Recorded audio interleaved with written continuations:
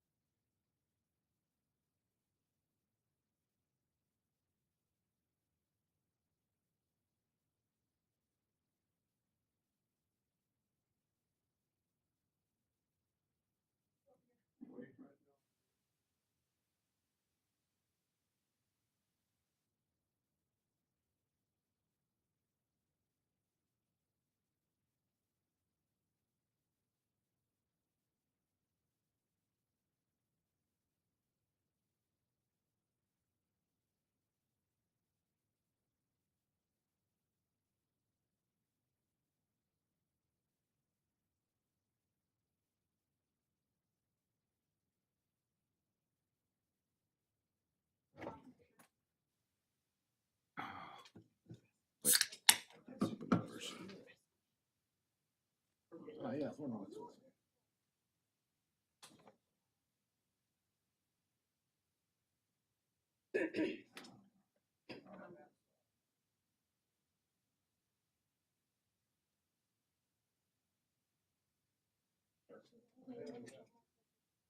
So, oh, I'll go ahead and do RHS. Oh, unless, okay. Unless you want to do, what, tell you what, I'm already doing two. Why don't you do two? So you do RHS. Yeah, okay. Okay, we're going to go ahead and call this meeting to order. Will you please rise and join me in the pledge to our flag? I pledge allegiance to the flag of the United States of America and to the republic for which it stands, one nation, under God, indivisible, with liberty and justice for all.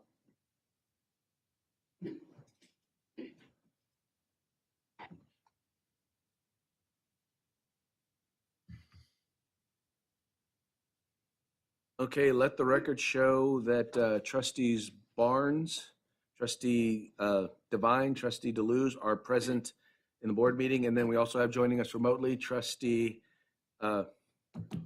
Cardona. And then no actions were taken in closed session. And we will go ahead now and I'll entertain a motion to adopt the agenda. So moved. Second. Moved and seconded. We're going to be doing these now as a roll call vote. We'll start off with trustee Cardona.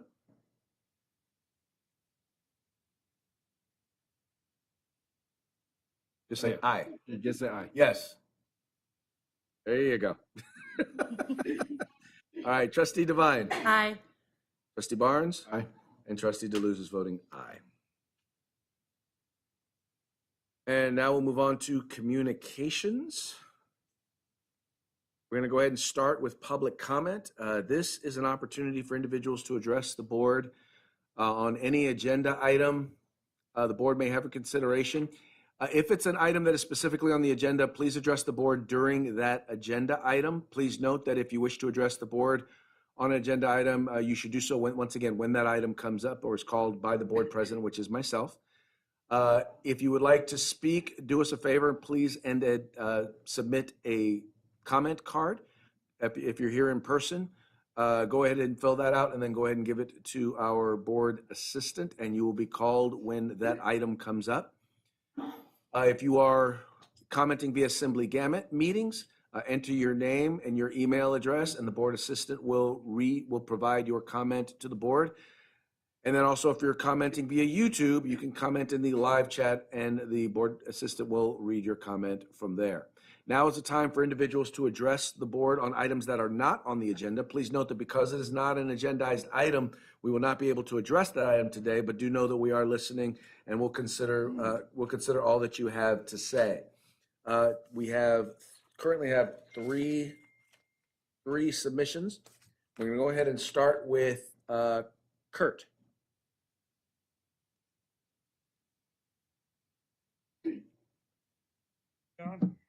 Good evening. Just read it quickly. My name is Kurt Nicknig. Our family moved here in 1989. Presently, I'm a member of the Robla Community Park Association. Meet every last Wednesday down here. Also, I have been active in several groups, Good Trouble Gang, BTB, Indivisible, NorCal, Resist, and others who have been canvassing the Sacramento County, handing out emergency warning whistle kits.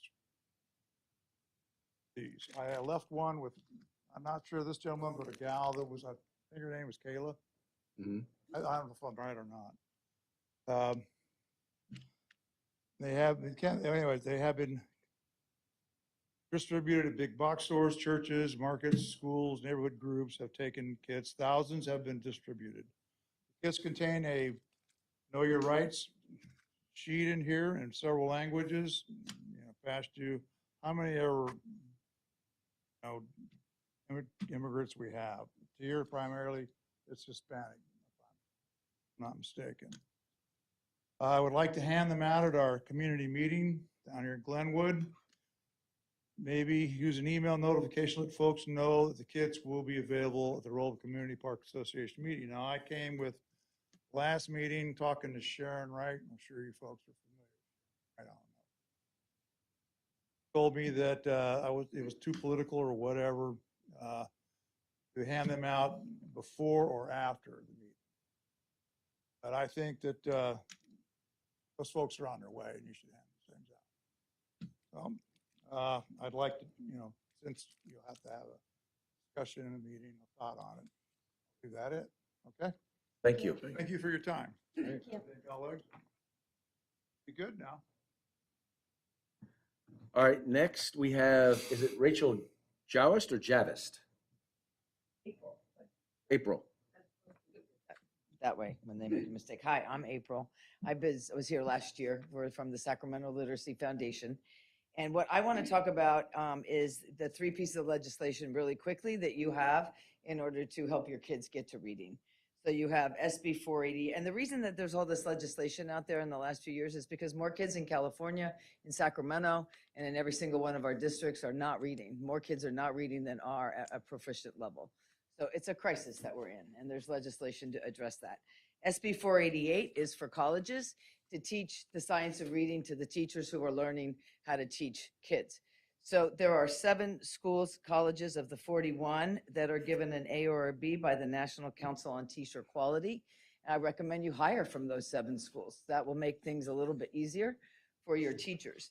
You have SB 114, which I'm sure you guys have heard a lot about. That's the screener for early detection of difficulties, and I'm sure it's a little bit of a struggle of what to do once they're identified, but still it's a good first step. And then there's AB 1454, which is the most important step, which is to put curriculum, science of reading, teacher training into all of the schools in California. Of course, it's choice. So we're here to help you make that choice. And so think dates to look at. September 2026, there's going to be $200 million released for teacher training in the science of reading. Look out for that. Look for the SCOE that's initiating those dollars, and get some of your teachers in the training.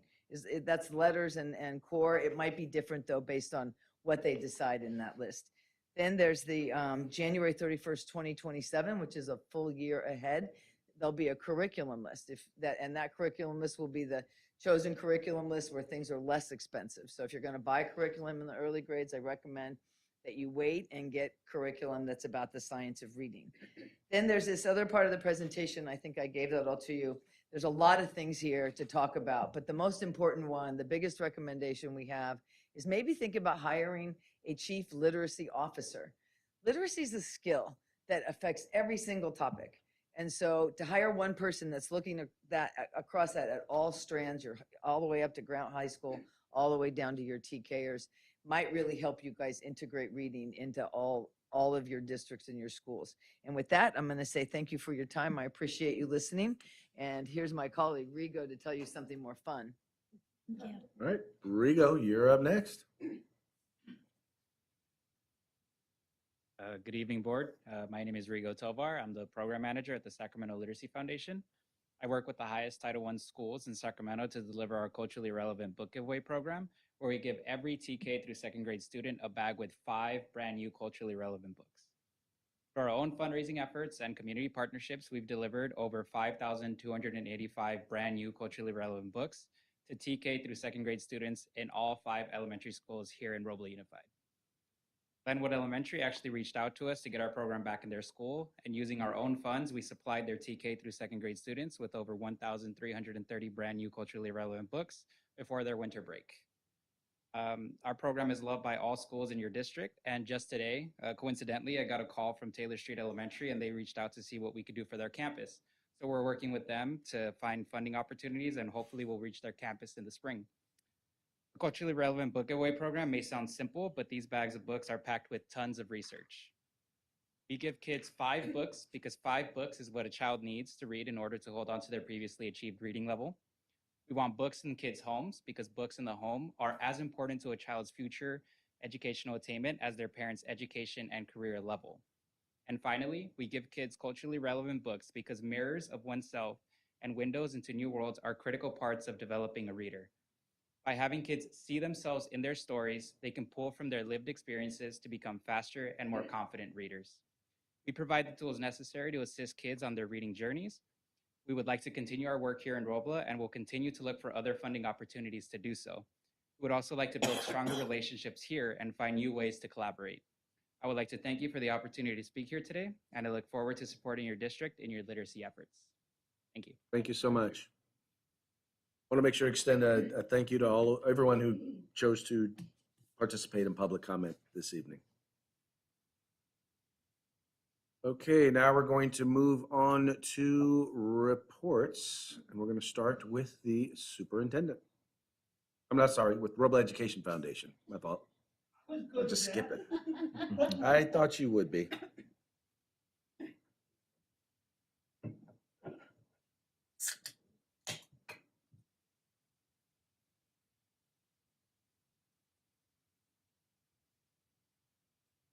Good evening. I'm going to keep it short in the anticipation everybody else will. I'll be getting a email out to the district staff in the coming week, along with our previous members of the fireworks booth. Be the second round of getting people to step up to the plate. We are expecting to have some more PTC volunteers this year from all the sites. I've been reaching out to them. I just came from a PTC meeting here to get here. And I have Glenwood PTC is also here this evening. So we're looking forward to that. Other than that, the books were ordered for yesterday's luncheon that the foundation gives to the terrific 10 scholars. Have to notice we have new artwork. That is all if you don't have any questions. Any questions? Thank you so much. All right, do we have anyone from the Robla Teachers Association? How about CSEA? Now we're at the superintendent's report. Good evening. I'll keep it quick also. We had a wonderful Terrific 10, and thank you to the Robla Education Foundation. When I share with our Terrific 10 students that they get to order $10 worth of books, they're super excited. And I said, make sure you pick it up because I know Mr. Raven's going to be contacting your teachers or yourself. So thank you for that. We had Dr. Early from United Way be our guest for the lunch, so it was really nice. But I do want to give props to the food and nutrition services. I don't know if I always thank them. They're the ones that not only make the meals for our Terrific 10, but also our parent empowerment dinner, right? And I think it's a great opportunity because the Terrific 10 is a special lunch. Some of the things are allowed on the school menu and some things are not. And so we like to get feedback from them if it's something that can be on the lunch menu. So really good, thumbs up or thumbs down. They're very honest. They'll try something we ask them to try. There's a video they watch and we say, even if it looks kind of funny, try it. And then they give us, thumbs up, thumbs down. So it was good. Last week I attended Belle's Glow Family Dance. And as you can see with Miss Newhouse's outfit, Maine's is tonight. And then yesterday, I attended Robla's Family Literacy Night, focusing on our Hispanic parents, and it was really well attended. Mr. Raven was there. We had to pull more chairs in, so the library was full, and I know they really gave some good feedback to Mr. Caff, and I'll be meeting with Mr. Caff next week to discuss some of that feedback. We are in full swing with Black History Month celebration. We had a lunchtime concert at not Bell, Maine, I'm looking at Maine. And so we'll have that for the next week or so for the rest of the schools. And our parent empowerment dinner is next Thursday, February 19th. So if you hear me, please come. Everyone's welcome. We're super excited. And then surveys. I know it's survey time. It really is survey time. And we really do want your feedback. I know I've talked about the community school survey. I know the community school site liaisons is going to do some extra outreach because we need to hit our target surveys per school. And it's not a lot. It's only 60 surveys from families. So if they reach out, please fill it out. Got to give props to Robla. They've already surpassed their quota. They're, I think, at 119. What else? Hold on. So please, if you get a call, please fill it out. We definitely want your feedback. What is coming up in the next few days? What's coming up next few days is a facilities, small, short facilities survey. We wanted to get some preliminary feedback, and then we'll have that survey open for about 2 weeks, and then we will schedule a kind of like a facilities workshop to share the facilities information and get more feedback from the community and the board. And then timeline-wise, maybe a few weeks later, during one of the presentations, Mr. Hickey will present the report, the results, and then the plan. So I know it's survey season, I get it, please. And then after the facilities survey will be the LCAP survey. And I don't know if Ms. Lyons here, but she will want your feedback too. I know that the sites are doing presentations at School Site Council, ELAC, and we had already we received feedback from PAC DLAC, so please fill out the surveys. In terms of the RFP, I don't know if Mr. Bacchus is here, we will be issuing the RFP for ELOP in the next day or so, and then advertising in SACB. So we have a lot of stuff going on in the next few weeks. And then just a reminder that the district is closed tomorrow and Monday in observance of President's holiday. Thank you. Okay, now we will move on to board member reports. We'll start with Trustee Cardona.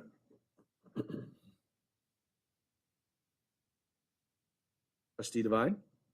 Nothing to report at this time. However, I would like to ask a quick question. Can we add PTC to the reports? So that way the parent-teacher committees can maybe make a quick report, like if they want to, on the things they're doing. Let me look into that. Okay, thank you. Trustee Barnes.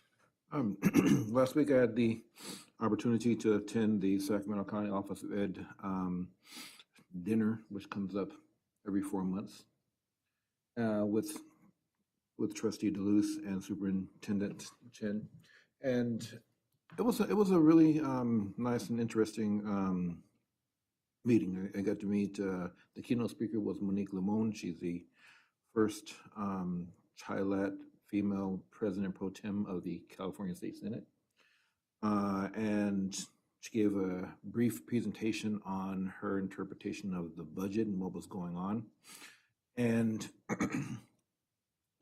it was an interesting report. It was cautiously optimistic. She definitely let us know that there were some tough times ahead and we're going to have to tighten our belts.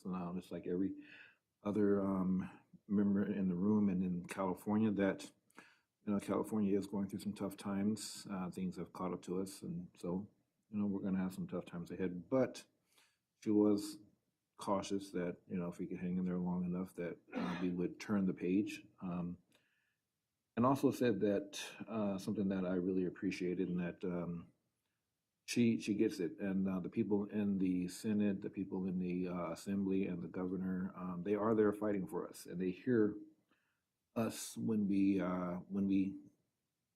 contact them, when we talk to them, when we tell them about what's going on in our communities. And they may not hear every single word that we say, but they definitely are there listening and fighting for us, and I really appreciated that. The other one was a good message. It also made me reflect upon our board a little bit, and I really do want to, since this is our report, our board members' report, I want to take a minute to show a little appreciation for my fellow board members, because we do have a very unique board in the sense that we do get along very well up here. I mean, if you were a few minutes ago, if you heard us in the room, you probably did hear us in the room, because we were arguing quite a bit on political ideology, and we don't leave anything unsaid.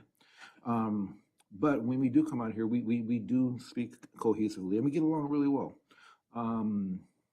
Even outside, especially outside of our political ideology, we get along really well. But each board member here brings something unique to the board. Trustee Cardona is so fabulous at our connection to our sites, especially when we can't always get to those sites because we're doing things here and there, and she is fantastic at making sure that we have that connection. And Trustee Hamilton Starks, she's not here, but she is such an excellent voice in the community and wants everyone to feel like that we're right there for them, listening to them. And we are, but she's just such a great ear for the community. Trustee Devine brings such a wonderful perspective on things like special ed and how we need to make sure we're representing every single student and all of their needs. And my colleague to the right here is excellent at educating us on legislative process and how we can represent our tiny little district in Sacramento, right down the street, where we can take our voice and amplify it. And even though we may disagree outside, I've learned a ton from him and being able to take that and say and represent our voices elsewhere. And I think that's important because when we're here, we don't just represent Robla in the K through 6, or should say preschool through 6 grades. We're thinking comprehensively. We're thinking what happens when they matriculate outside of us, outside of here. What are they set up for that? Will they have the tools to get into college and to succeed in high school and get into college? We're thinking well beyond this. So even though all of the business that we do is here within this district, we think comprehensively. We bring those tools to the board. And I really do enjoy serving on this board. I think it's been a great board. I'm not leaving, by the way. But it's just been a fantastic board. So I just wanted to show a little appreciation for our board members. That's all I have. Thank you. I too had a chance to attend the Sacramento County Office of Education dinner. It was interesting, and my big takeaway wasn't just the budget. Clearly, the governor and the legislative analyst's office have two different perspectives on revenues and where we're heading financially. And I think when one considers the jobs of both and where both are looking to go, you understand why they have the perspective that they do. I do appreciate the fact that the legislature's, it's sounding like they are going to be more along the lines of cautiously optimistic, which is where I think the legislative analyst's office is. My one big takeaway though was, and I had asked a question about local control, how important it was for, instead of the state legislature coming up with one size fits all fixes, that more kind of setting forth standards for us as districts and then giving us the ability to make the decisions and be held accountable for whether or not we meet those goals. And I have to say, I was just a little concerned when I was told, well, it's the state's money. So, we're going to always keep that in mind when we're making decisions. Anyway, I say that to say that I'm a big believer, and I don't know that there's anyone here who disagrees. for me, I've always believed that educational decisions in particular, the best decisions are made closest to the kids. And I think the reason why we're able to make the impact that we are is because we're a small district. There's not a whole lot of layers between the classroom and us on the board. We don't have a whole bunch of administrators, and we have a really close-knit staff and community that has no problem communicating to us when they're concerned about something. And I think that as long as we have that, as long as we're always open to listening, I think that we'll be able to make the best decisions for our kids as opposed to someone in Sacramento or someone in Washington, D.C. But I just wanted to echo there's a reason why I've been on this board for so long, and it's not because I don't have anything else that I could be doing. It's because I really enjoy the people that we work with. Both my fellow board members, our staff, and our community have made this a fun experience, a challenging experience, and one that I have very much enjoyed over my 21 years on the board. So, we are who we are, and we're able to do what we do because of all of you. So thank you. Can I just make one clarification? Absolutely can look into the PTC to put that on the agenda. I want to check with all 5 schools because we have 5 PTCs, but I want to be clear. If any of them want to speak, they're more than welcome to speak during items that are not on the public comment that are not on the agenda. So I'd like them to know they are welcome. absolutely. That was a nice, good suggestion, though. Okay, we'll now move on to recognition, and we're going to present and adopt a recognition of Black History Month resolution number 938. Whereas Black and African American history is rich, inspiring, and integral to the story of the United States of America, where characters contributed to the development of the nation in ways recorded and in ways unrecorded, and where a centuries-long struggle for equal opportunity found its crescendo in the thunderous triumph that was the Civil Rights Act of 1964, which was not only a positive and necessary reconciliation in our legislative strata, but also for the historic symbol of rebirth, a powerful, true expression of the ideals of this nation that believes in freedom and liberty for all people. And whereas the Robla School District recognizes that each student needs an opportunity to understand the common humanity underlying all people, to develop pride in his or her own identity and heritage, and to understand, respect, and accept the identity and heritage of others. Whereas the History Social Science Framework for California Public Schools, kindergarten through grade 12, states appropriately that the history curriculum of community, state, region, nation, and world must reflect the experiences of men and women and of different racial, religious, and ethnic groups, and must be integrated at every level. Whereas not only during the month of February, but throughout the remainder of this year, it is important that Robla School District seek to understand how to thoughtfully and holistically address African American disparities in educational outcomes and diversity hiring in order to move towards greater equality in our educational system and the larger community. therefore be it resolved that the Robla School District hereby issues this resolution in honor and recognition of February 2026 as Black History Month and encourages all educators and to commemorate this occasion with appropriate instructional activities. With that, I will entertain a motion to adopt. So moved. Second? It's been moved and seconded. We'll do a roll call vote. Trustee Cardona? Trustee Devine? Aye. Trustee Barnes? Aye. And Trustee Deleuze? Aye. Passed and adopted by the governing board of the Robla School District on the 12th day of February 2026.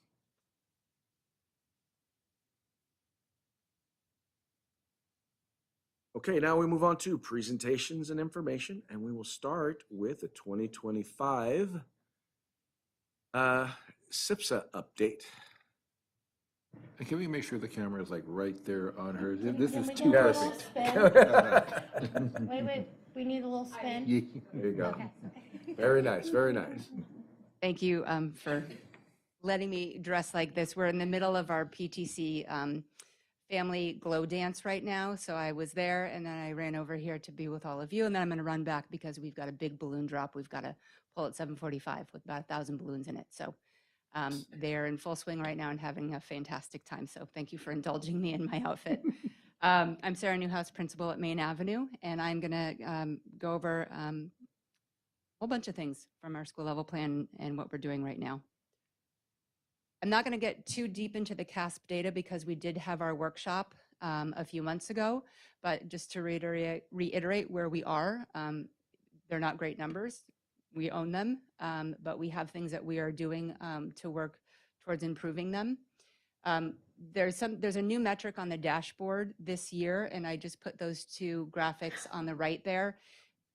You can now see on the dashboard where it lets you know the students who improved their score. So it didn't necessarily, it's their raw score that they improved. So about 71% in ELA improved their score, and then in math about 62%. So just a new metric that we're starting to learn about. This gives you grades 3 through 6 for the past 3 years. And again, it looks like a bit of a roller coaster going on there. One piece that we haven't really delved into a lot data-wise is just how staffing can impact. And some schools might have a more consistent staff currently. We were that way with Maine for a number of years, and then just for a variety of reasons, we've just had a little more change in our staffing. So I just want to address that because it is a piece of the whole that impacts our students. This is just staffing over time for the past 4 years. And you can see there, we've got 10 teachers in TK through 3rd, and 4 through 6 is 5 teachers. And so the first couple of years there, about half of our staff was 0 to 3 years of teaching experience. We have had interns.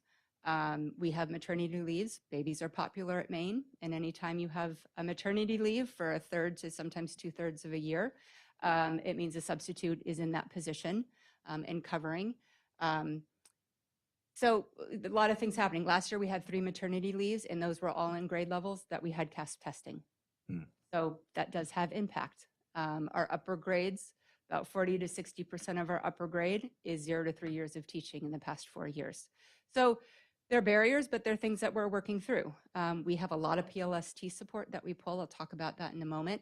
And the reason we've had movement at Maine is all for good reason. People are moving into the PLST role, peer facilitator, administrator, becoming a counselor, maybe relocating for family reasons. It's all good reasons, but those tend to be veteran teachers who leave.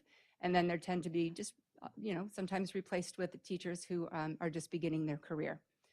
When I note team configurations, that doesn't mean it's a new teacher. It just means it's a new team configuration.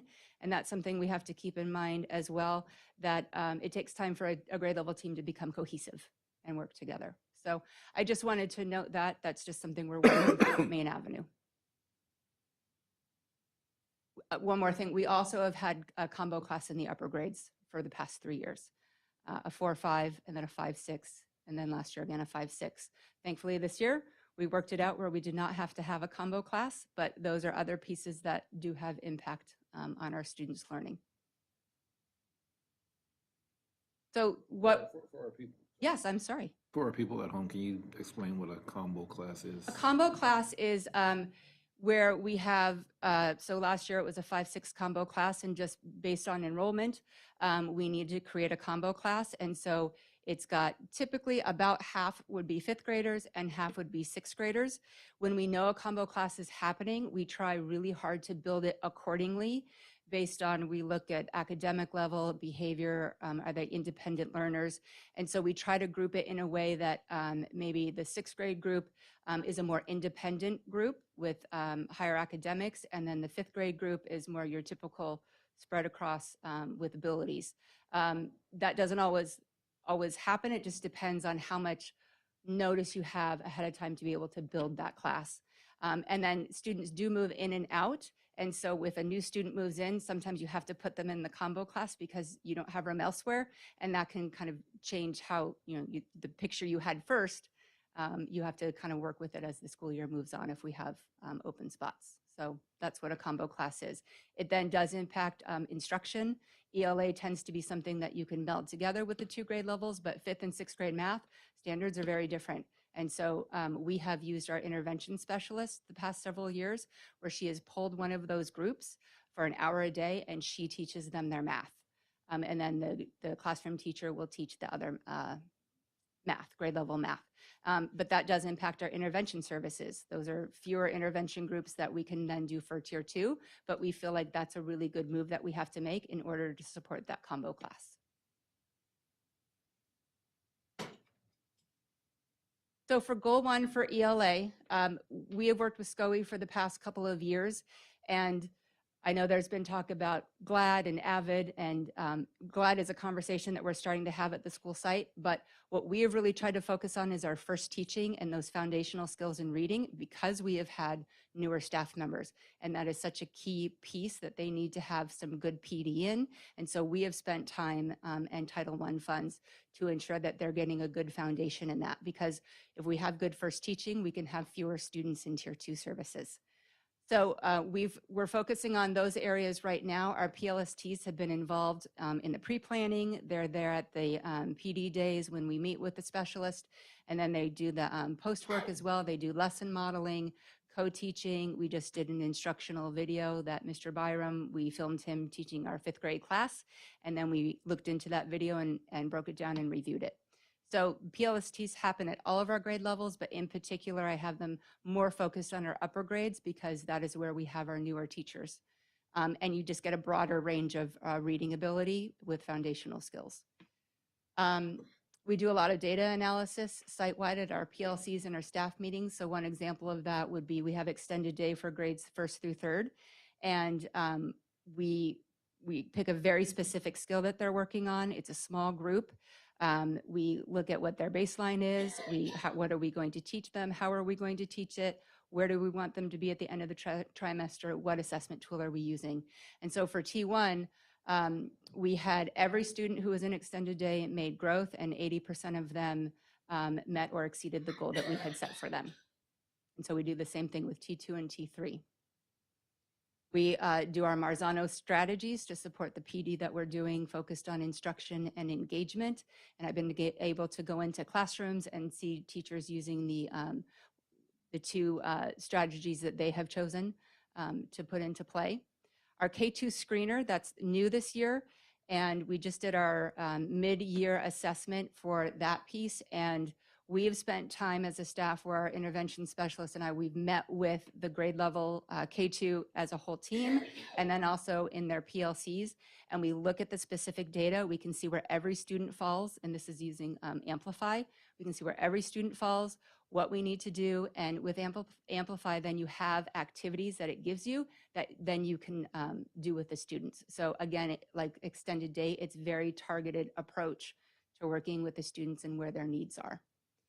We have a built-in workshop time. So we have an hour every day, and this is uninterrupted time. It's sacred time. This is the second half hour of that hour. I'll talk about the first half hour when I get to ELD, but this is where we do our differentiated instruction. So the students who need to go out for tier 2 services, where it's a smaller group, working with the intervention specialist and her team. The teacher then has the remainder of their class, and they're working on tier 1 supports. And differentiated instruction means they might be doing some small group. One group might be over here working on spelling, and she's pulling back a group working on phonics, and another group might be over here working on a different activity. So that's a sacred time that we have 5 days a week. And then some of the Title I funds that we've spent, we've purchased Haggerty, which is, again, focuses on those foundational skills for K through 3. Our K through 3 teachers use it and have been trained upon it. It does not replace Wonders. It just supplements that program. And then we've spent some money on UFly for our intervention team. This is something we're delving into. We're finding it has a lot more impact with our students. They're more engaged, and it also works on more of the writing than some of the programs that we've used before. And then Battle of the Books, we used to do this years ago. So we have purchased all new sets of books. And this is where we have students work in teams reading chapter books. And then they have a battle against each other where they're answering questions. I don't know if you recall, Mr. Caff and I think maybe decided we're going to battle. Happy open to Sure, why not? You can all come too. Yes, please. Yes. Won't,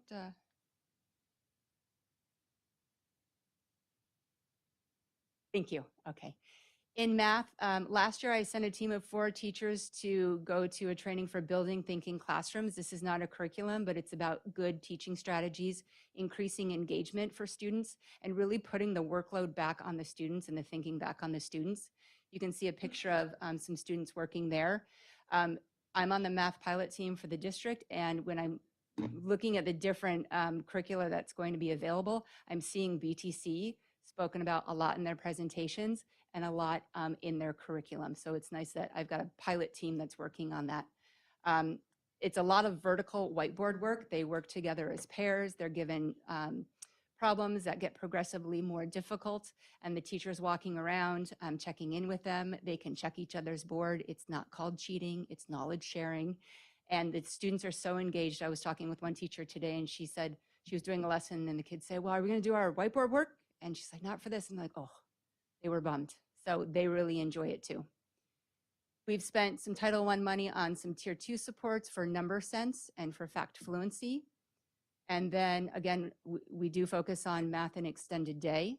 Our PLSTs are supporting as well. And then we do, again, like I said, data analysis site-wide. And for example, our T1, we were focusing on our math benchmarks, and Superintendent Chen came to that meeting. They worked as grade level teams. They broke down the data. And from that, we saw, for example, that we needed to do some tutoring after school. So we're doing that in 4th and 6th grade. And then another grade level saw that when the data broke down, they had some students who were at or above, or students who were below. And so they've decided one teacher's taking this group and one teacher's taking the other group. And they're just, it's not changing the standards of what they're teaching, but they're changing their approach with the group. And we're noticing that students who, based on the group they're in, they're actually more engaged because I think they have a little more comfort level with their peers, knowing that, hey, we're kind of at the same level right now, and I'm not so embarrassed about answering a question and maybe getting it wrong. And then one other piece I didn't note on here that we're going to do as a shift that we haven't done before for T3 is we're going to take the students who are in Tier 2 with our intervention team. We're going to put them back into that workshop time with their classroom teacher. They'll get what they need there. And then we're pulling students who are just below where they need to be on CASP. And we have picked about 60 students. We're looking at their data, and we're picking very specific skills that we're going to work on with them for about an 8-week boot camp before we do our testing in May. We haven't done that before, but we're going to be able to see, is this been a good move once we get their scores back after this year and see how they progressed. For goal 3, this is our EL students, and we are in green here. This is something that each year we continue to make some very nice growth. Last year was, the year prior was 9.5% increase, and then last year was another 8.6 on top of that. And I think that's a testament to how we do our ELD time. It's called win time, and we have 3 rotations of that, and that is that first half-hour dedicated time to that hour-long time I was talking about. And the reason we do 3 is because we want to maximize the number of people we have so that we can have smaller groups and be more targeted. And those are some of the things that we work on in our groups. A lot of writing is happening right now, moving into T2. Again, at staff meetings, we look at their kids. What are they working on? What's the baseline? How are we approaching it? And then at the end of the trimester, we look at their score and then readjust. We have second dose groups that our EL specialist does in particular with our newcomer students. Our LTELs are focused on writing this year across the district in 3rd grade. And then again, we work on data collection and analysis.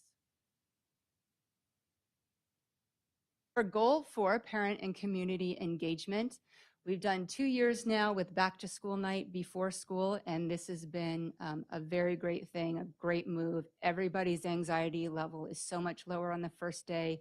They get familiar with the school site and their teacher and the staff, and they walk in ready to go. So that's been a really great move for us. We have a fantastic PTC up and running that we started mid-year last year. They are right now running the Glow Dance. And we've done a spaghetti feed bingo night this year. They did candygrams for the students in December. And now we're planning in the springtime flapjacks with family. We're going to have a pancake breakfast. Some of the family events we do as a site, we continue with our trunk or treat. We had some of our ELOP programs, and we had more parents create trunks this year. We started something new in December. We did a sip and paint, and we had over 100, we sipped cocoa. We had about 100 families come out, and they sipped cocoa and ate cookies, and we did a painted drawing of a snowman that yours truly, led them through, and they loved it. They had so much fun. And then we have our community liaison, Monique Benjamin, who is fantastic. She's connected us with the Urban League. They did a workshop for families on resume building. We have one in March that's going to be Dress for Success. We've connected with the Sac Public Library. We have half of our students have a library card, and now we're starting a passport where if they get so many stamps on their passport having visited the library, we have a certificate for them. We're starting our community garden. We've connected with Home Depot and Three Sisters to work on our drip system and donate supplies. And we're setting that up when you walk into Main Avenue right outside the cafeteria. And we figure it's going to be a nice thing because we have so many events at Main Avenue for the district that families can walk through and visit the garden when we've got it set up. We're going to do 9 flower beds and pathways. We did a canned food drive with the student council. We have 2 buddy benches that were donated, one by Senator Ashby's office and then Councilman Dickinson's office. And we'll be unveiling those in March. A buddy bench, so it's a spot where we put them out on the yard where maybe if you need a buddy to play with, you go sit on the bench and somebody comes over and says, hey, why don't you come on over and join us? So we call them buddy benches. And then our liaison also helps with attendance. She might help with attendance phone calls, or if we have a family that maybe hasn't been there for a few days, she'll head out with our social worker to do a home visit and connect with the family, see if there are some needs that we can help with, maybe transportation or something else might be going on that we can support with to get their child to school. What are some of the needs that they've discovered this? If they're having a hard time getting to school, and that kind of plays into our attendance piece. So when we meet with families who might have chronic absenteeism, sometimes it could be transportation, and they don't know that we have buses. So it could be as simple as, let's get them on the bus. It could be maybe they're experiencing homelessness, and so we need to get them supports like bus passes. It could be there might be health issues that we're not aware of going on with the child that we can support with, or it might be a health issue going on with the parent that maybe we can direct them towards services. So those are some of the things that we tend to hear about from our families. Our attendance is improving. When you see the word decrease here, this is what we want to see. We want to see these numbers going as they are. So we've made some really nice gains with our chronic absenteeism. I want to note that our homeless population increased by 43.4%, improving their chronic absenteeism, which is fantastic. And last year, 24% of our school site fell into this group. So it's a quarter of Main Avenue. And that is double the district average and the highest for all schools. And so we worked a lot to try to get our families to school. And that was one of our subgroups that made some nice gains and points towards standard. For our suspension, you can see we had 4 groups that did increase and 4 groups that decreased. I did put the raw number there because that's something that you've asked about, give a little more perspective. So when you think about those percentages, it really equates to we're talking about 1 student that we're looking at. We try really hard to keep our students at Main Avenue because I don't feel as a principal that suspension solves the problem. Usually there's more work that we have to do with supporting with academics and behavior and walking them through the MTSS process. So if we don't have them at school, we can't help them walk through those needs. I wanted to show our monthly improvement. So the blue is last year, each month up until December, and then this year. So we've made growth every month in comparison to last year. December, we grew 4%, and December tends to be a really hard month with travel or flu and viruses. And so we were going into that month thinking, oh, I hope we do well here. And we did, we improved. January was our rough month. That's when all our viruses hit at Main Avenue. But I think we're through the woods there because we've averaged this week more than 94, 95% of the daily rate. So some of the things that we work on with chronic absenteeism, we've done 3 years in a row where we meet with specific families of our most chronically absent students so that we can work to support them to get their child to school. We do SART meetings, we send letters home, lots of communication to get their child to school. We have incentives that we do. A new one was we had Dinger come out from the River Cats to talk about attendance. And we have a T2 incentive. So the 2 classes with the highest attendance this trimester and the 2 with the most improved attendance, we're going to take to a River Cats game in April. And you can all chaperone. We continue with buddy assemblies and character traits that we've been doing for quite some time at Main Avenue. And it's so fun to watch the kids walk in with their buddy and sit with them during the assembly, and they meet throughout the month. New work this year is working with Sam Drazen, and we've picked 3 areas to focus on as a staff. And they're things that we're doing, but things that we need to improve upon and make sure that we're consistent and we're all on the same page with. The first one is making sure that every classroom has a calming corner or a calming space. And this is an area where if a child is having a hard time and starting to escalate a bit, they can go over there, they can use the tools, which we teach them to use breathing strategies, get themselves reset, and to be able to then come back into the lesson. And this keeps them in the classroom and learning to regulate in the classroom and not having to always step outside of the classroom to regulate themselves. So we're working on, we spent this week writing lessons for that at the grade levels, and then deciding which resources and tools we want to make sure that we have available at each of those spaces. We are a zones of regulation school, and we have been for a number of years, but with staffing changes, it's been hard to keep up with PD for that. And it's a really important piece for our SEL work. So we wanted to make sure that, one, we're going to purchase new updated curriculum with our Title I money, and then make sure that we're getting updated PD for our entire staff. And then with PBIS, we are a platinum status school, and you can't get higher than platinum status. And I'm very proud of our staff for that, because that's a lot of work, students and staff, as we move students through the MTSS process and are just tier 1 base with PBIS. So we're going to apply for that again this year, and we're very, very proud of that. We did have Touch of Understanding come. It's a group that comes in, work with our 4th and 5th graders, learning about hands-on activities, about learning about people if they have a disability. So how to navigate in a wheelchair, how to use a walking stick for somebody who's sight impaired. And then a shout out to our mental health team. I have a fantastic mental health team. They always have a full docket. We don't hesitate to make sure that we're getting the services for our students, whether it be due to an acute trauma or a chronic trauma that might be going on. We want to make sure that we are giving the students the support that they need so that they can come to school and feel safe and be ready to learn. Do you have any questions? One observation, and I really appreciated the way you started off talking about some of the challenges. And, I always say the difference between an excuse and an explanation is, what do you plan to do about it? And what I really appreciated was, in particular, how in your plan you specifically talked about how you're going to build up, in particular for your new staff, how you're going to help empower them, and when what you've been doing up to this point in order to do that. I just think that, like I said, the really good thing about the recognition of the challenges that we face and the owning of them gives us the ability to address them and do what it is that we need to do for our students. So, and that was something that just was evident in all of the SIPSs. I mean, just how everybody, and it was interesting how, we're a small district with 5 different sites. And while there were some common challenges that we all had, there were also some very unique challenges at every site. And to see the differentiation in each of the success plans,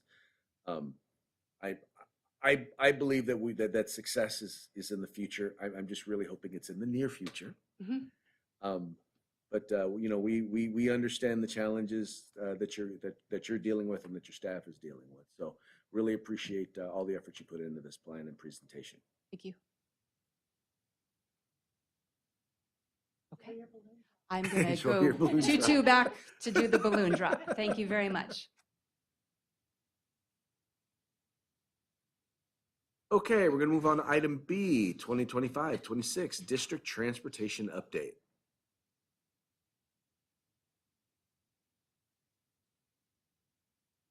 Okay, good evening, everyone. Since we're about halfway through the year, I thought we should take a look at the district's transportation program and kind of where we are at this juncture. So almost many of our students depend on this bus to get to and from school each day, and we design our routes so that there is as little, excuse me, so that we can pick up our students from any stop and get them to any of our schools. We transport an average of 440 students a day, and about 12%, a little over 12.5% of our students make up the population that requires or receives curb-to-curb busing. In addition to those 440 students, we also transport 145 students for other districts and schools such as Alberta School District, Gateway Community Charter, and New Hope Charter. In terms of referrals, we have written only 16 bus referrals so far this year. And when bus referrals are written, schools have been very supportive, and usually the student changes their behavior and becomes a better bus driver, or bus rider, sorry. A big part of the transportation department's time and responsibilities involve field trips. As you can see there, 3 school years ago, we did 402 field trips. 2 years ago, we did 487. Last year, we did 604. So far this year, we've already booked 445 field trips, and we project we will have taken over 600 by the time the school year ends. We do a lot of local trips, but we also have trips that take us to places like San Francisco, Mendocino, Sierra Foothills, Sly Park, Coloma, and is it Ione, sorry. In addition, we provide busing to our extracurricular programs like the Strings Project with Sac State and the expanded learning intercessions in spring and summer. We're very fortunate that we have a very experienced staff led by our director, Patty Brown, who's here. And as you can see, we have 10 staff with a total of 127 years of cumulative experience. In terms of our fleet, in February 24, we purchased 3 electric buses. Since then, we've purchased 2 more small electric buses for a total of 5 electric buses in our fleet. The electric charging stations are up and running, and the new buses have been certified by CHP, and all buses are inspected annually by CHP. There is the department. Real quick on the electric buses, and I know that a lot of districts have had challenges. I know we've had challenges with the electric buses. How are they faring with us so far this year? Oh.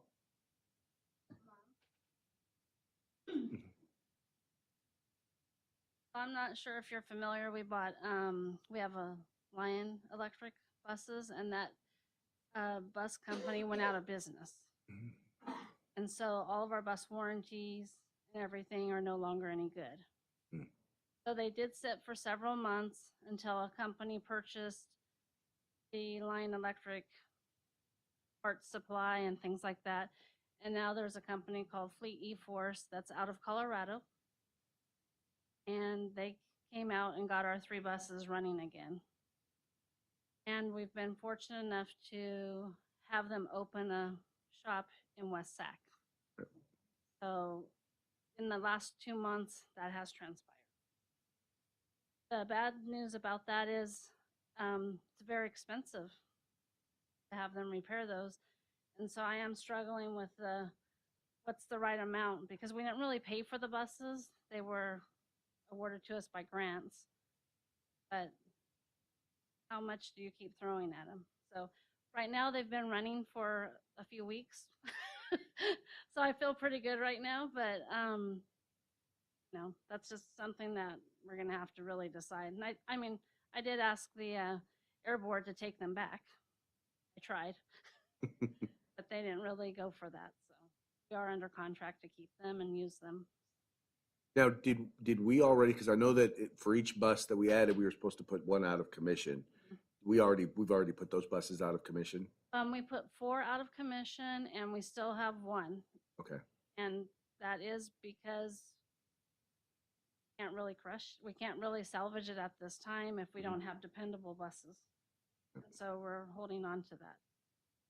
We did have to put a couple out of service that were still good buses, but due to the grant and what buses were attached to that, to those particular buses, we had to salvage them. So I'm still holding on to 1. I don't know if it's a good idea or not, but I just can't give it up until I feel good about the electrics being more dependable. The smaller ones that we purchased are a different brand and they've been running really well. And their service department is, out there within a day or 2. Anything that comes up. So we've been very happy with those since July. Thank you for that update. How are we using the smaller buses? Oh, the smaller buses are used on our special needs routes, our curb to curb routes. So they're used every day. And this may sound odd, but the smaller buses have air conditioning, right? Yes, we've been buying air conditioned buses for ever since that one heat wave. I can't remember what year it was, but where we actually didn't have school. So yeah, we've been buying the big buses all have air conditioning and the small ones. And I think moving forward, we don't have a choice but to have air conditioning. And luckily, the bus manufacturers have finally figured out a way that they can put cold air in school buses that actually works. Because 10 years ago, they didn't have a system that worked. We opened the doors so many times, every 5 minutes the doors open and hot air's coming in. So they figured out a way to make that work for us. What's the range of the smaller buses? Sorry. Oh, no, I'm fine. The range for the small bus is supposed to be 125 miles.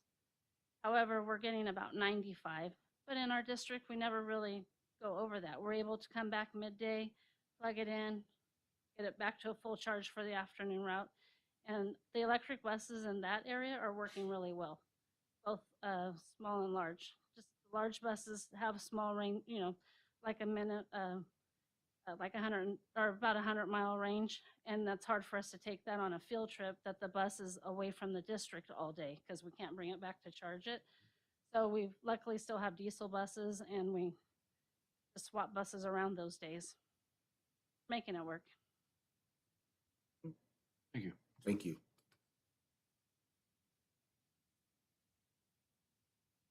And there is, excuse me, there is the contact information and the location of the transportation department.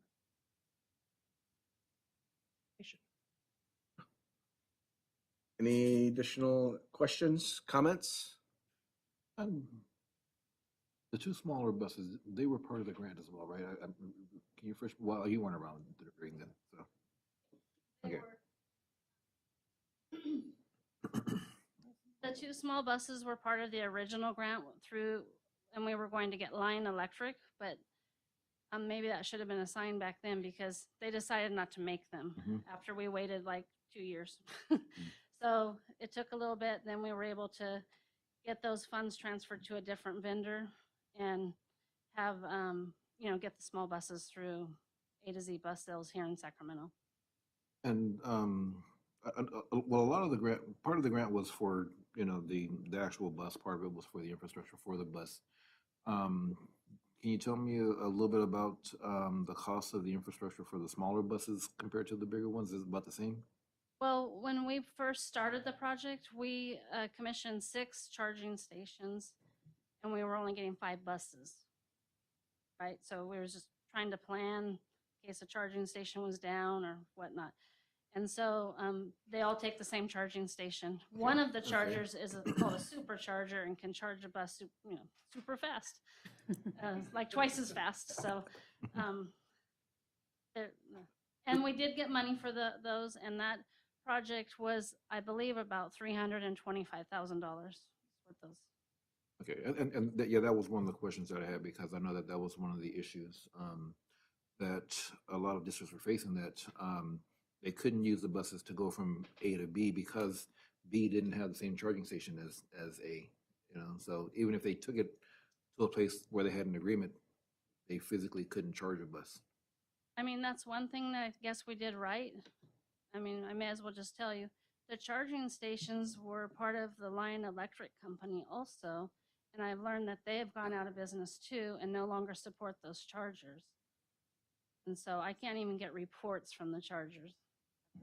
I mean, it's the craziest 4 years of my life trying to figure this stuff out. So anyway, I'm sure a company will come forward, or I'll find somebody that can help me at some point, but right now to fix one, I may as well just buy a new one with a different company. So that's kind of where we're at with that. Are the small buses Bluebird? Yes. Yeah, and they're called microbirds because they're little.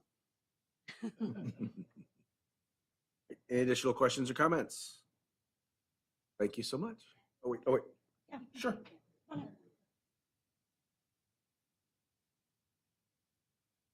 I thought last year the board authorized the purchase of 2 diesel buses because there were problems with electric buses, but those diesel buses weren't mentioned in the fleet. So were they not purchased? Yes, we did purchase 2 diesel buses.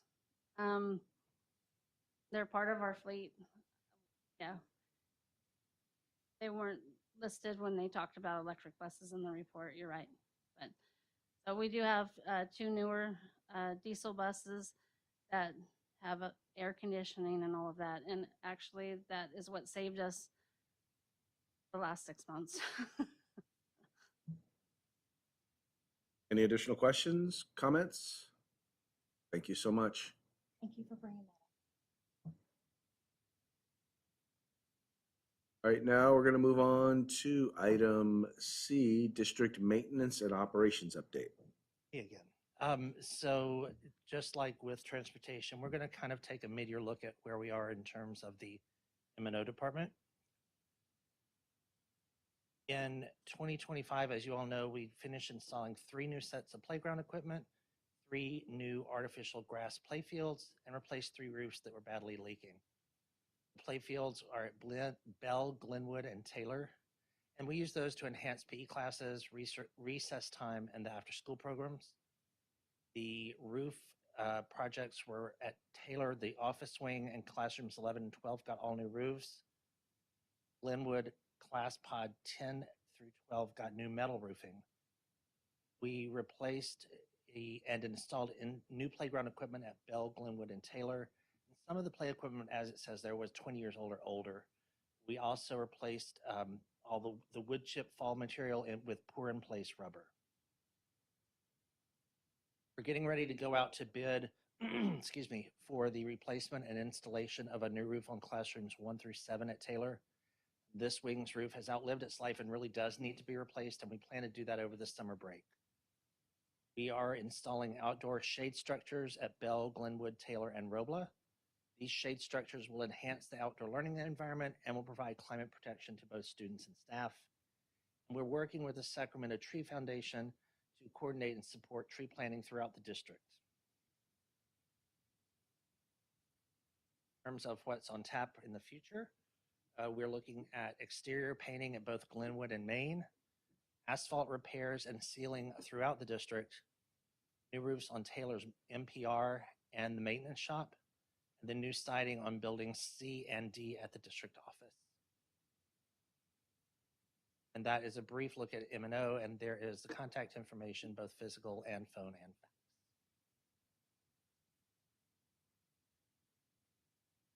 Questions you may have?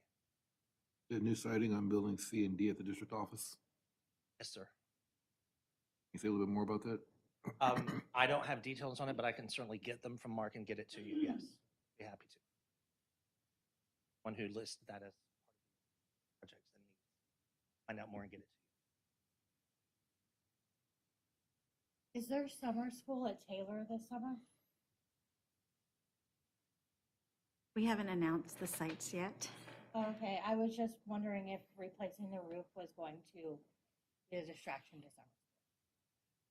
We most likely will not, but we haven't let the other sites know which sites have been selected yet. Okay, sorry if that No, was- that's okay. We are going to take into all, we're going to take in all the construction projects into consideration when selecting the sites. Any additional questions or comments? Thank you so much. Now we're going to move on to the 26-27 Governor's State Budget Proposal and Educational Fiscal Impact.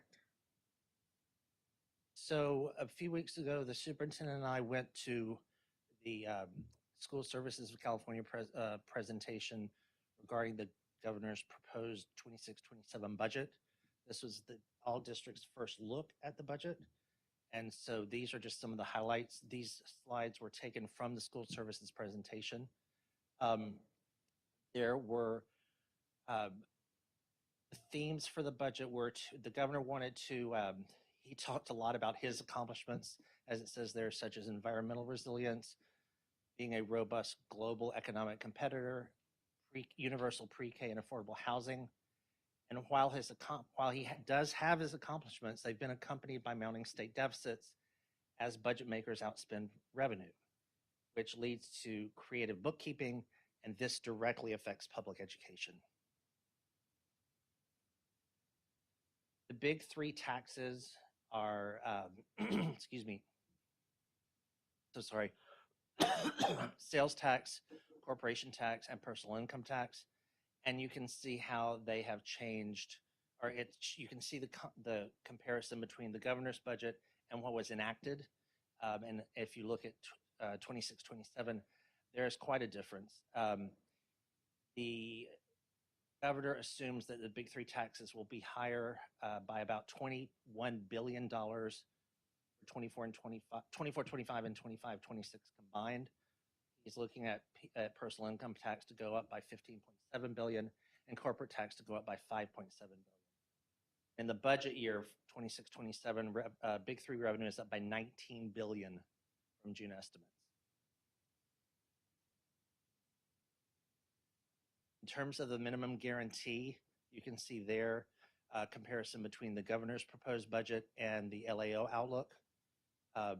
And as you had mentioned earlier about the LAO being cautiously optimistic, I would agree with you. The governor's estimate is $7.7 billion higher than the LAO estimate. He attributes that to the difference in their big three tax revenue estimates. And you can see there a comparison of the two. His personal income tax assumptions alone are $17 billion higher than the LAO. In terms of Prop 98, he revisited several of his key education priorities in his California for All Kids campaign. Over 70% of the new spending is proposed for core education and key enrichment programs, and almost 1/3 of the available funding is used to replenish the rainy day fund. However, he repeats a creative bookkeeping maneuver that he did last year with a proposed settle up, excuse me, of $5.6 billion. That's 26% of new education funding, and he's using that to address the state deficit.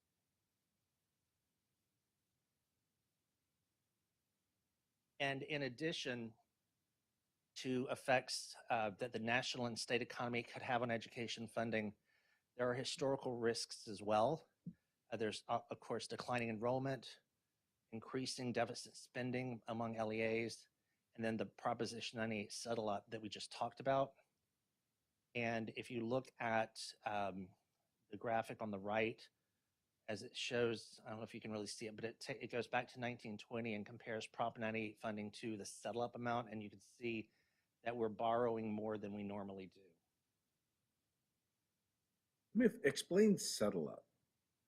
So settle up, my understanding of settle up is that it's using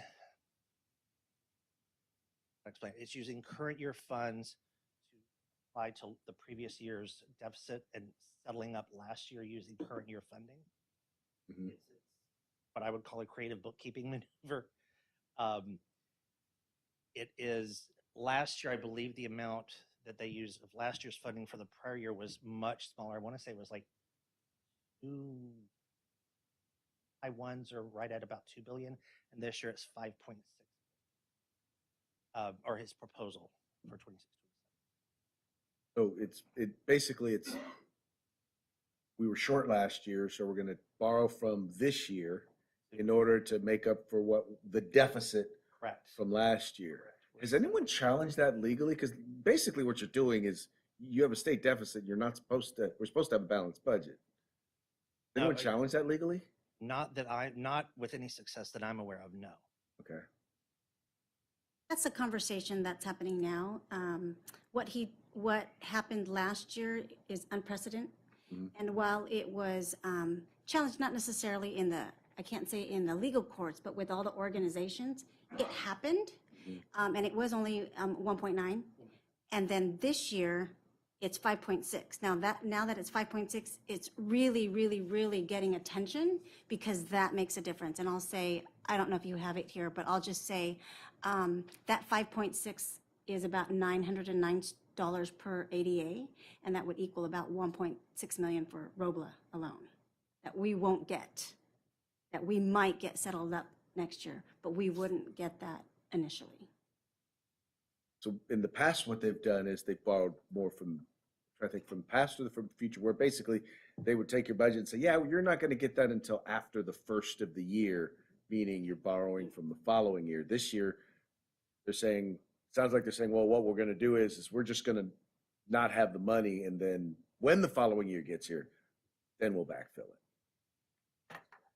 I'd say the challenge that I have is when we get that 1.9 million or that percentage back, it could come with parameters versus if we just received it within like LCFF, we use it with that process. Where it's more unrestricted. So, We might get, exactly, I mean, we might get the money back, but it could be in a more like a categorical with parameters on how it can and can't be spent, as opposed to having gotten it in the beginning as part of LCFF where it was much more unrestricted.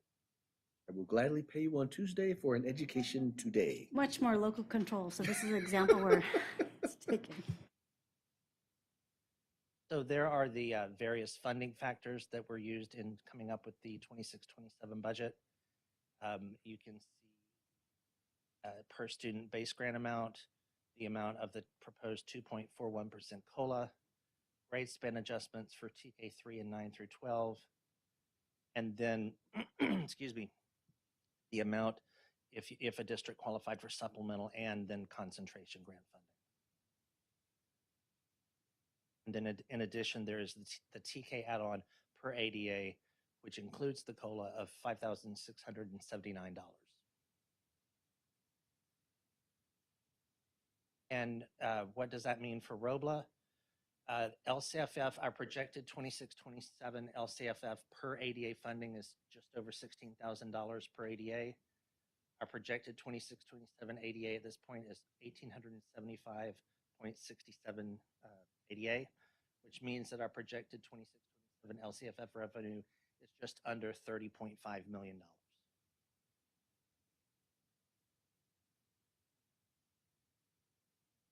This is the school services, what they call the financial projection dartboard. It's just a graphic that we get every year that puts all the factors in one place and shows you how it compares going back to the 25-26 school year. You can see the California lottery funding, the mandated block grants, the consumer price index, the STRS and PERS employer rates, and then the minimum wage. I won't read all the numbers to you, but this is something that, as a CBO, I can tell you we wait for with bated breath every year. And going forward, in late January, as you can see there, the Senate and Assembly will have their overview hearings. Between February and May, there will be some subcommittee meetings.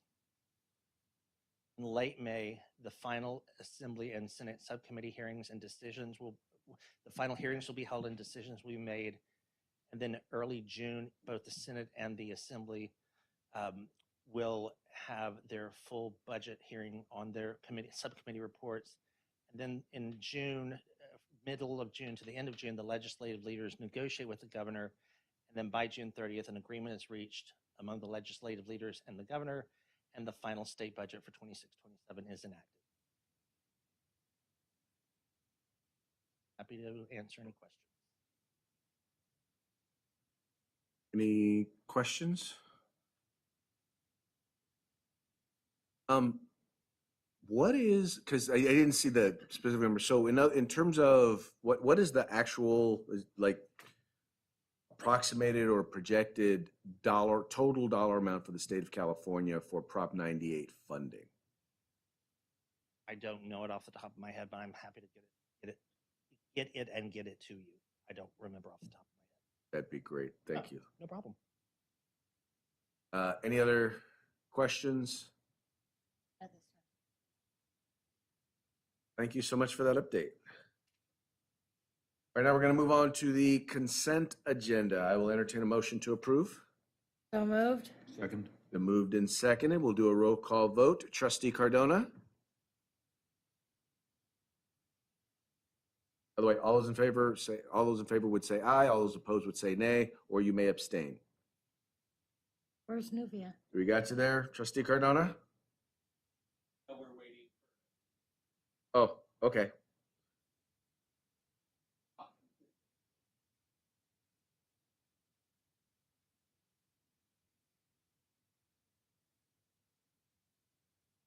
All right, you can wait, Lisa.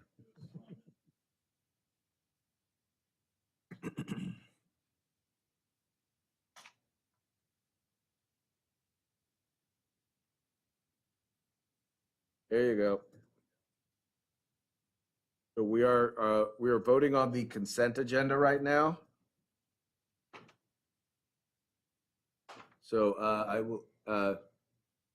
we're doing a roll call vote on the consent agenda. And we started off with Trustee Cardona. Okay. Trustee Devine, Aye. Trustee Barnes, Aye. and I will vote aye. Motion approved. Motion passed.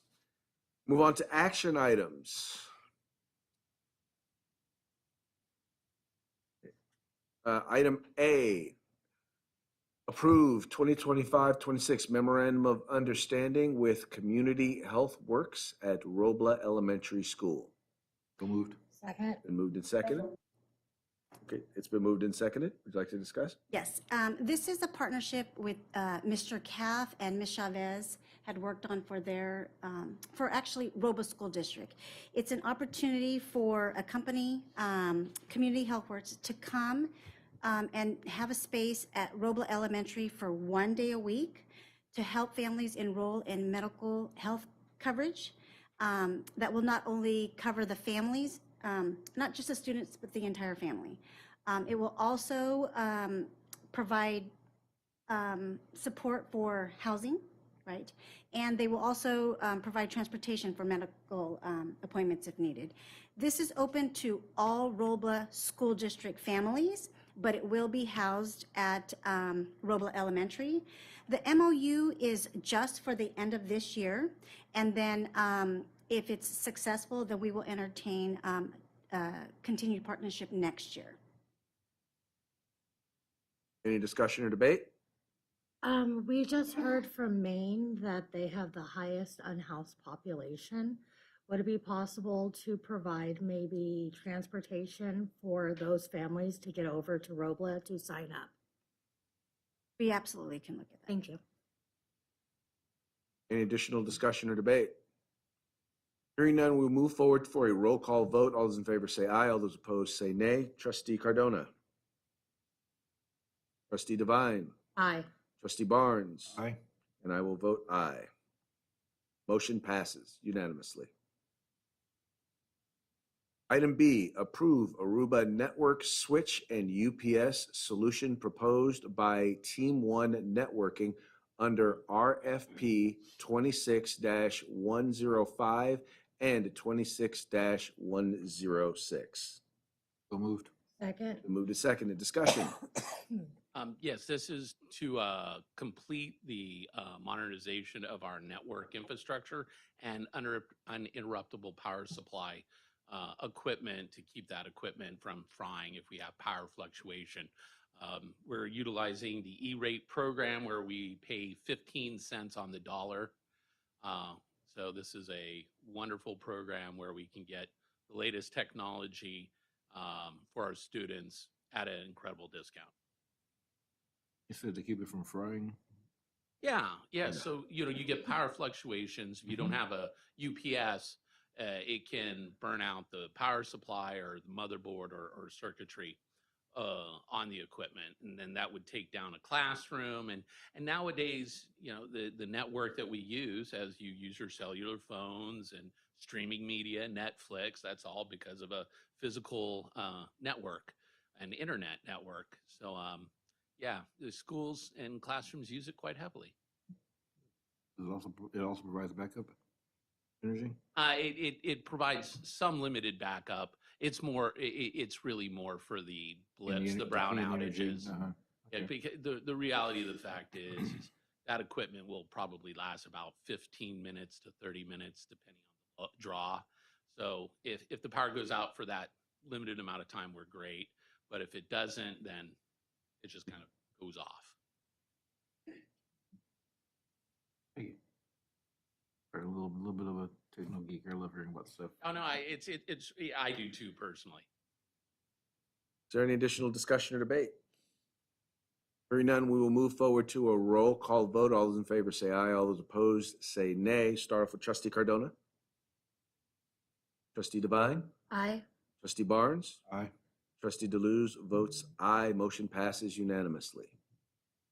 Item C, approve the 2026, 2027, and the 2027, 2028 student calendars. So moved. Second. Moved and seconded. Discussion. We're just very excited to have 2 calendars to bring to you so far in advance for our families and our staff members. We had an opportunity, Superintendent Chen and I, to sit down with our labor partners, so both presidents of the RTA and CSCA bargaining units. For calendars, it is a mandatory bargaining topic for teachers, and then CSCA has the opportunity to provide input. So we had a great conversation around the calendars and came up as a team with 2 different options for each school year.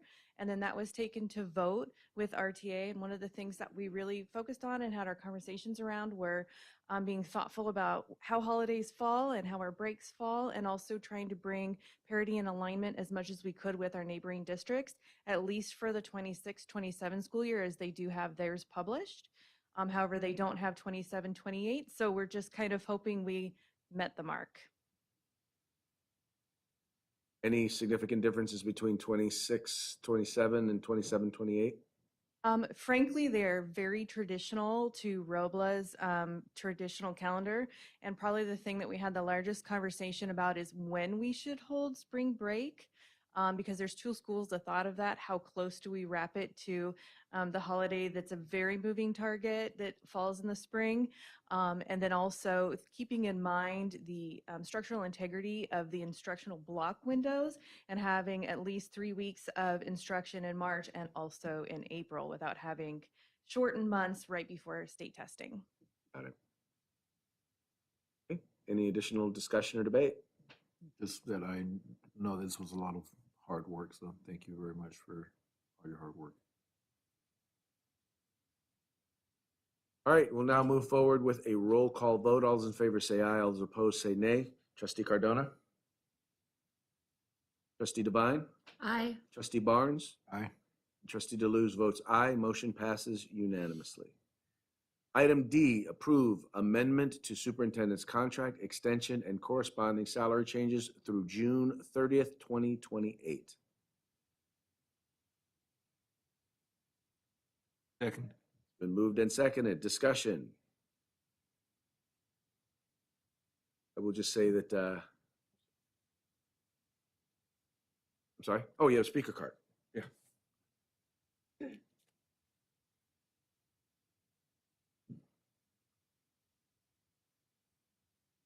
I would like to suggest this item be tabled for a future meeting later in the spring, ideally after spring break. I have some concerns that come from the same place most of my concerns come from, a concern for lack of forthcoming transparency and a concern for lack of community input. First, this contract is inconsistent with previous superintendent contracts, which have all provided the previous addendums and have clearly shown salary increase and changes over the term and highlighted those changes and additions. This contract should not be approved as is if it does not follow those conventions, as it makes it difficult for the public and the community to track the changes and increases. The current contract does not highlight the added mileage stipend, and it does not include the October 2024 addendum, when the superintendent's salary was also increased and a stipend was added. It might not be required, but it's a precedent that has been set and it's not being followed, and the public is owed this transparency. Second, I would like information to be provided to the community about the salary changes that were not in the original contract or the October 2024 addendum. What is the need for an expense stipend if all qualified expenses are reimbursed? What is the need for a mileage stipend if all mileage that is qualified within Sacramento County is reimbursed? And why at $3,000 when the previous superintendent's gas stipend was $200? Adjusted for inflation, that would be closer to $275 today. And that was instead of reimbursement, not in addition to reimbursement. Why are the annual stipends for advanced degrees added now when they weren't previously included in previous contracts? And while I would like to suggest that these expense and mileage stipends are removed, since all qualified expenses and mileage are reimbursed, I don't think that would be accepted. So instead, I suggest they consider writing in a cap for the current rate and any future cumulative stipends not to exceed the current total of $7,200. I ask again, what else could these funds be used for within our schools? I have raised some communication concerns about funding supports for teachers that need to be shared widely. And since many are not aware, I'd love for those concerns to be addressed first. Third, I think the community is owed more information, which may have been forthcoming before public comment, but I think we're owed information about the basis on which the board has determined that goals were met and the term was considered satisfactory or higher. If the board is supposed to serve as representatives of parents in the community, but the community hasn't been solicited for input, then how can the board act in good conscience and determine success and achievement of goals? I have seen the superintendent's review on the closed agenda since October 2025, which signals to me, as someone who looks at the agendas, that there's been much discussion between the board about it, but not with the community with whom you serve. I want to end my comment with the idea that while these things may not have been done before, these questions may not have been asked, that doesn't mean that they shouldn't be. And I hope we can become a district that sets an example to other districts by how much and how often and how widely you seek community input in every aspect possible. Thank you. Thank you. One of the things that I do want to note is when it comes to employee evaluations, that's something that is an internal, it's a matter of employment, and it's not something that's necessarily, it's not something that we can discuss with the public. Am I correct in that statement? Like all personnel matters, employee evaluations are something that would be conducted in closed session specifically for the superintendent, or if there were any issues for any employee really with in terms of their performance, whether it's positive or negative, that is done privately with the employee between their supervisor, which in this case for the superintendent, the supervisor is the board.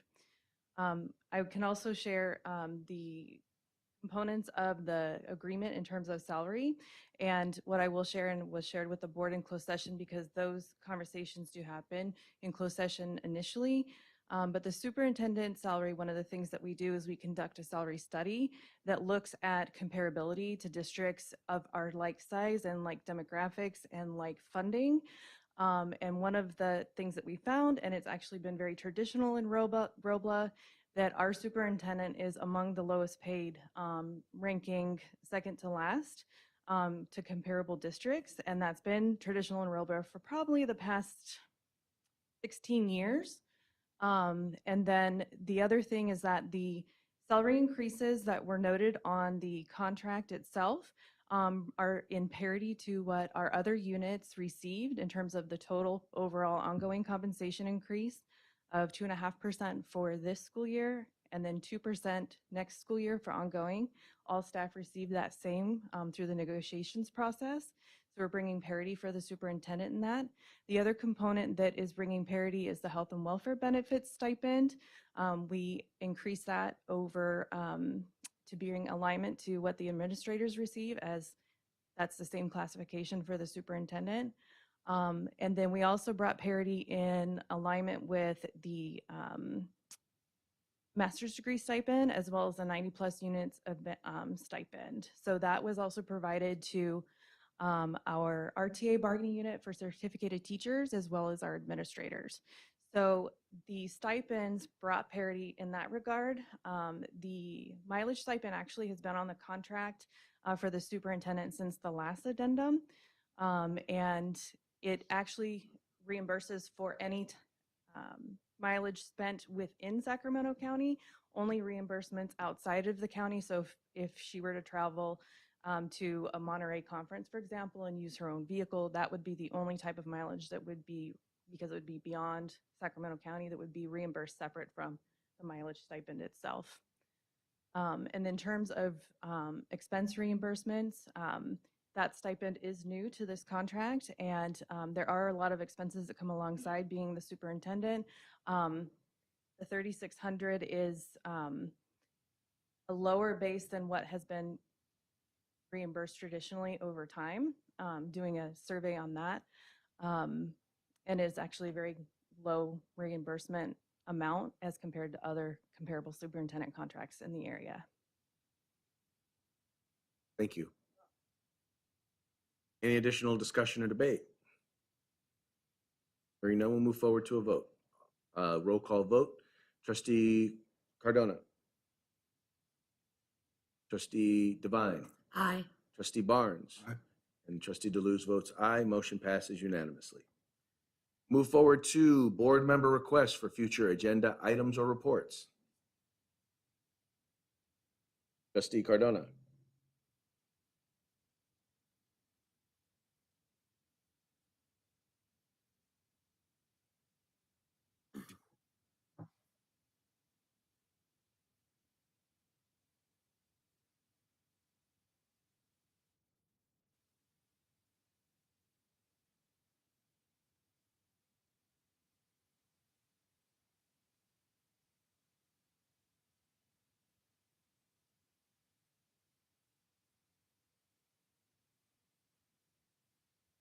Okay.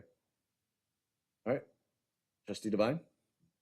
I just wanted to reiterate maybe adding the reports for CTA. Or, sorry, PTC. Trustee Barnes? I've heard multiple times that there's a perception that our classrooms are going without necessities or so, and I don't believe that is the case. But I would love for some kind of explanation or some kind of report on that, on what is provided, and yeah, I just want some information on that. For me, I know a few years back, we actually had kind of a presentation done regarding our processes for it within our custodial department and changes and training and things like that and how that went. And we haven't really done anything on that in quite a while. So I think it's about that time to kind of take a look at those processes, procedures, and kind of hear how things are going. And that then brings us to adjournment. This meeting is adjourned. Thank you so much.